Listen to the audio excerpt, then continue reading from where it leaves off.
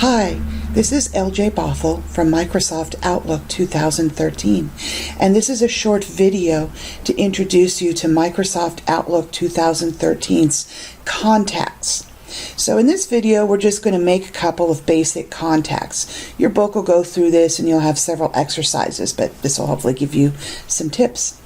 So the first thing I want to do is show you how to make a contact from incoming emails. Now, in past videos, I've already gone and received emails and moved them, so I'm going to take a look at my reference folder here where I have a couple of different emails.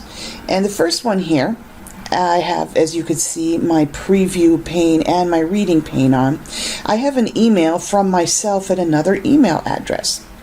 What I would like to do is add this to my contact list. Now, first off, if I go check my contacts by going to the bottom of my email pane, and I click the little contact icon, I have no contacts in here yet. So let's go ahead and add myself from this email. So in the reading view of the email, I'm going to right click on the name, and I have the opportunity in this contextual menu to add to Outlook contacts. So I'm just simply going to click it. And what will happen is a little contact window will open up, and it will give the name, it'll give the person's email name, and then it gives me an option to add all sorts of additional information should I have it. So if I were to go in here, right now I'm looking at the email, it's opened up. If I were to add the little plus to next to the phone, click it, I could click the word work, and then I could add a work phone. So I'll go ahead and add a fake one here, 206-555-1234. I don't have any instant messaging, but if I were going to click over here to work and add a title, I would type instructor. And at this point, that's all I'm going to add. Note when I click away from the phone number that I typed in here, Outlook converted it to a phone number format, whereas I had just typed in the numbers. So I'm going to click Save, and now I have a contact. And interestingly, from this contact window, as you see it populating a little bit, I can schedule a meeting with this person. I can send this person the email. I can go in and view the source for the Outlook contacts, and I could link contacts. I could go in here also and add notes. No notes have been added. I'm not going to do that now, but we'll create a brand new contact from scratch and try that. So I'm going to click that. I'm going to come over to my email pane over here and click on contacts again, and now I have one contact. Let's create another contact from scratch. In your contact home tab, you have new contact group, and so on. So what I'd like to do is click New Contact, and when I do, the little contact user interface will open up. And this gives me an opportunity to type a person in from scratch. So say I was going to put a contact for my boss at Shoreline Community College. I would type it in her name.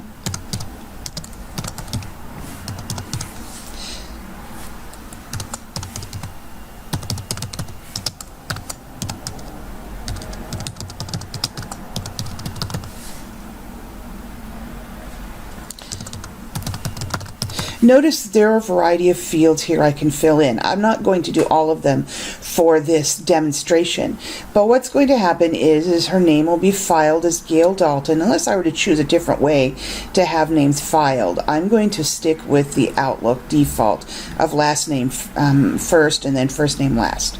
Then I'm going to go in here and type in her email. This gives me an opportunity to assign her more than one email, but I'm going to stick with the first one.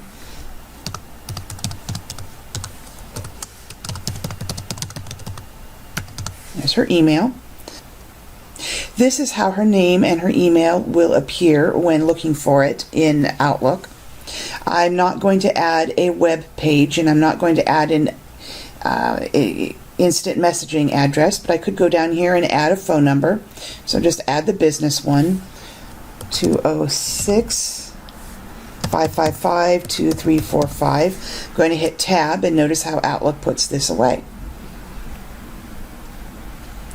So at this point, I have some information in here, and I'm going to save what I have and close this little window.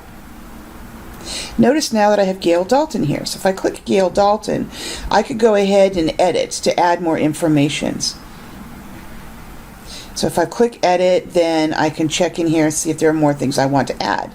I could add an address, I could add a birthday. I'm going to scroll down, and in birth date, if I click that, I get a little calendar, and I'm going to pretend that her birthday actually is today, except that I want to put this to 2000 and we'll say 65. Oops. Excuse me, 1965. Ah, no one's been born in 2065 yet. And okay, now that I look at this contact card for Gail Dalton, I could try scheduling a meeting.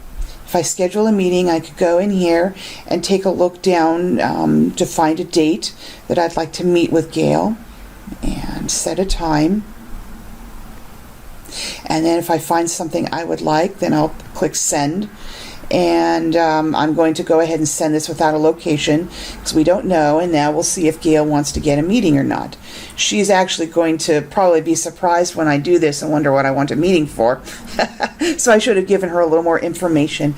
But anyway, this shows you how this works. Finally, let's take a look at how to create a new contact group.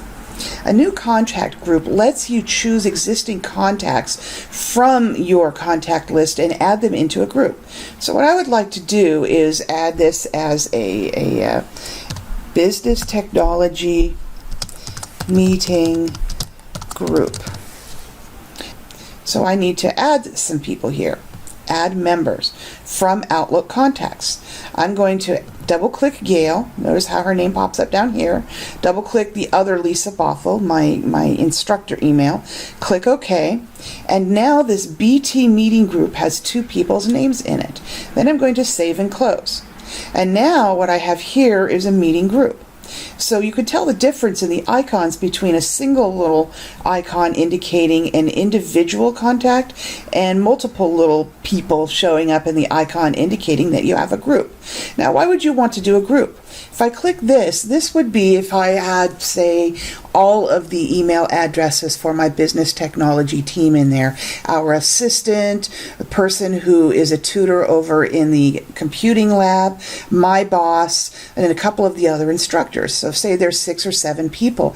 This would give me a chance to have them all on the same group so I could send them all one email at the same time. Say to let them know I was going to be out of office, or that I had gotten a hold of a new book that we should all take a look at for our classes. So anyway, this video hopefully gives you a quick idea of how to create new contacts from your email, how to create one from scratch, and how to create a group from the people who are inside of your Microsoft Outlook contact list. Thanks very much. Bye-bye.